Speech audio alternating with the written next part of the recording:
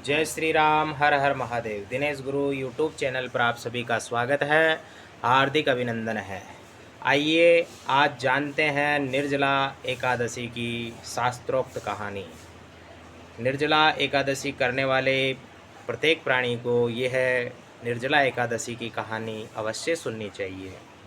ज्येष्ठ शुक्ल पक्ष एकादशी निर्जला एकादशी कहलाती है, इसलिए इस एकादशी का नाम निर्जला एकादशी है। निर्जला यानी बिना जल के, बिना कुछ खाए पिए, यानी जल भी ग्रहण नहीं किया जाता है, इसलिए इस एकादशी को निर्जला एकादशी के नाम से जानते हैं। तो आइए हम जानते हैं निर्जला एकादशी की कहानी।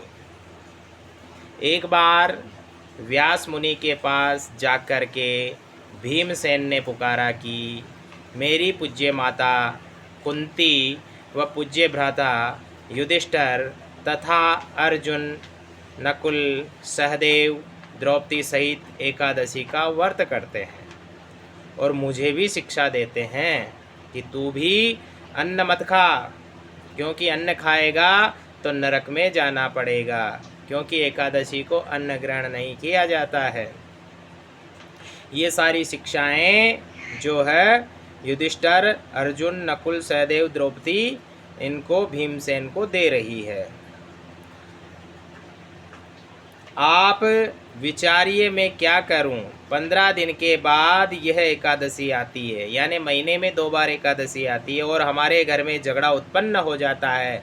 मेरे उदर में अग्नि का वास है, उसे अन्न की आहुति न दूं तो चर्बी को चाट जाएगा। शरीर की रक्षा करना मनुष्य का परम धर्म है, अतः आप ऐसा उपाय बताइए जिसमें सांप भी मर जाए और लाठी भी ना टूटे।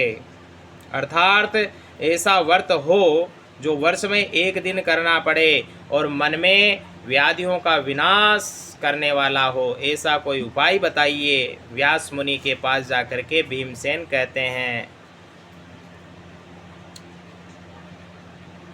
एकादशियों का फल उसके करने से मिल जाए और मुझे स्वर्ग में संबंधियों के साथ ले जाए।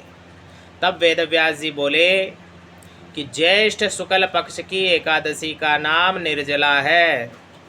ठाकुर जी का चरणों तक वर्जित नहीं, कारण कि वह तो अकाल मृत्यु को हरण करने वाला है। यानी कि एकादशी को हम ठाकुर जी का चरणामृत ग्रहण कर सकते हैं केवल, क्योंकि चरणामृत तो वैकुंठ में वास दिलाने वाला है, इसलिए चरणामृत तो ग्रहण करना चाहिए। जो निर्जला एकादशी का व्रत श्रद्धा सहित करता है उसे 24 एकादशी का फल मिल जाता है। यानी 12 महीने में 24 एकादशी होती है, और 24 एकादशी अगर कोई नहीं कर पाता है किसी कारणवश से, तो उसको एक ये निर्जला एकादशी है, इस निर्जला एकादशी को करने से संपूर्ण 24 एकादशी का फल उसको प्राप्त हो जाता है और निश्चित ही स्वर्ग की प्राप्ति होती है।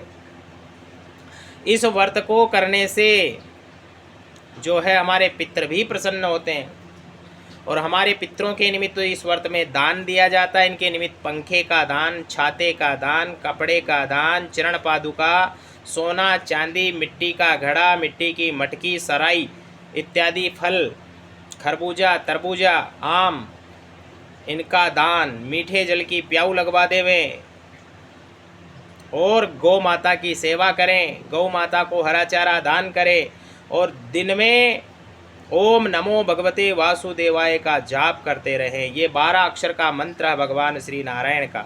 तो ओम नमो भगवते वासुदेवाय, इस मंत्र का एकादशी के दिन संपूर्ण दिन रात ये जाप करना चाहिए और श्रीमद् भागवत पुराण का सार सुनना चाहिए। भागवत का 1 अध्याय आधा अध्याय पठन मनन करना चाहिए। आप यदि पलाहारी हो तो ध्रुव के प्रथम मास की तपस्या के तुल्य उसके एक एक दिन के समान आपका फल हो जाएगा। यदि आप पवनहारी रहो तो ध्रुव का 6वें मास की तपस्या के समान फल हो जाएगा। श्रद्धा को पूर्ण रखना, नास्तिक का संग न करना, दृष्टि में प्रेम का रस भरना, सबको वसुदेव का रूप समझकर नमस्कार करना, प्रत्येक जीव को भगवान श्री नारायण का ही स्वरूप समझना चाहिए। प्रत्येक जीव में नारायण का ही वास है। ये एकादशी की कहानी भी हमको यही कह रही है। इसलिए प्रत्येक जीव को नारायण समझो और नमस्कार करो। किसी को हिंसा मत करो, पर हिंसा, पर द्रव्य, पर निंदा, इनसे हमको बचना चाहिए। अपराध करने वालों का दोष क्षमा करना चाहिए, क्रोध का त्याग करना चाहिए, सत्य का भाषण करना चाहिए। जो हृदय में प्रभु की मूर्ति का ध्यान करते हैं और मुख में 12 अक्षर मंत्र का गान करते हैं, जाप करते हैं, वह पूर्ण फल को प्राप्त हो जाते हैं। दिन भर भजन करना चाहिए, रात्रि को भगवान का कीर्तन करना चाहिए, भगवान गोविंद का, राम का, दामोदर, केशव, माधव, इनका भजन कीर्तन रात्रि में करना चाहिए, जागरण करना चाहिए। और द्वादशी के दिन प्रथम ब्राह्मणों को दक्षिणा दे, फिर भोजन खिलाकर उनकी परिक्रमा करना चाहिए। जब पारणा हम करते हैं द्वादशी को, तो द्वादशी का पारणा में इसमें लिखा हुआ है कि द्वादशी के दिन पहले ब्राह्मणों को भोजन कराओ, दक्षिणा दो और ब्राह्मण देवताओं की परिक्रमा करो। अपने पग पग का फल ब्राह्मणों से अश्वमेघ यज्ञ के समान होता है। जब आप ब्राह्मण देवताओं की प्रदक्षिणा करोगे तो अश्वमेघ यज्ञ का फल आपको प्राप्त हो जाएगा। ऐसी श्रद्धा भक्ति से व्रत करने वाले का कल्याण हो जाता है। जो प्राणी मात्र को वसुदेव की प्रतिमा समझता है, उसको मेरी कलम लाखों प्रणाम के योग्य कहती है, और मैं भी उनको लाखों प्रणाम करता हूँ। ये वेद व्यास जी